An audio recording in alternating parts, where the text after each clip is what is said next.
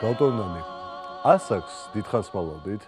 80 წლამდე. რატომ მალავდით? ის კი არა 27 წლის მახსოვს პარიზში რო ვიყავ და ოლიმპიაში გამოვდიოდი, ჩემმა დირექტორმა მითხრა რამდენი წელს ისე შემცხოდა 27 წლის როგორ უთხრა რა მეთხარი ძალიან ბევრი რამდენი მოკვდა სიცილით კაცი მე 27 წლის აი უკვე იქიდან მეჩვენებოდა რომ ძალიან უკვე დიდი ხნის ვიყავი მე ვიფიქრე რატო ტყუი ამდენს მე დამავიწყდა ჩემი მეგობარს უთხარი ნინა მე ვთქვა დამავიწყო რამდენი წლის ვარ ხარ იცი რომ ხარ გაგიჟდი მეც არ რო გითხრა ესე იგი მეც უნდა გავიხსენო რამდენი წლის და არ მითხრა ნუ 80 წლის შემდეგ რა შეიცვალა? უკვე მნიშვნელობა აღარ აქვს. უფრო აფასებ ამ წლოვანებას და სხვათა შორის უფრო მეტი სიმპათია მოვიდა ჩემთან, როდესაც 80 წლის თქვათ შენ გამოიყურები უკეთესად ვიდრე 80 წლის.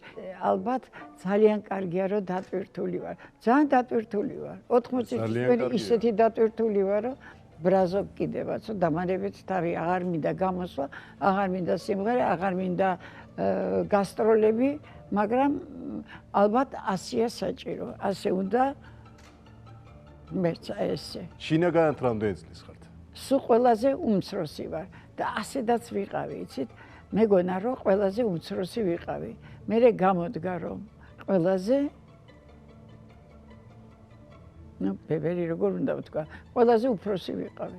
კაბზონზე უფროსი ვიყავი. კაბზონი ხო გონია რომ რაღაცა მე იცი მორიდებით ვიყავი ყველასთან. თურმე ყველა წავიდა ამ ქვეყნიდან ღმერთო ძალიან დასადანია ისეთი ხალხი და ისეთი მეგობრები წავიდა ჩემ ცხოვრები და არაჩვეულებრივი პიროვნებები. 1 2 თუ 3 დარჩა უკვე ჩემი პლიადის ხალხი. დიდხანს უნდა იყოთ ჩვენს გამო, რომ ვიამაყოთ. ძალიან დიდხანსაც არ არის. მოვა დრო, ალბათ, როდესაც მე მინდა რომ წავიდე ძალიან წყნარად. ოღონ არ ჩავარდე ლოგინად, არ ვიჯდე ეტლში და არ ვატარებდე ნაკეთი. ეს წარმოუდგენელი რამეა. ამიტომ ყველაფერს გავაკეთებ იმისთვის, რომ იყო ფორმაში.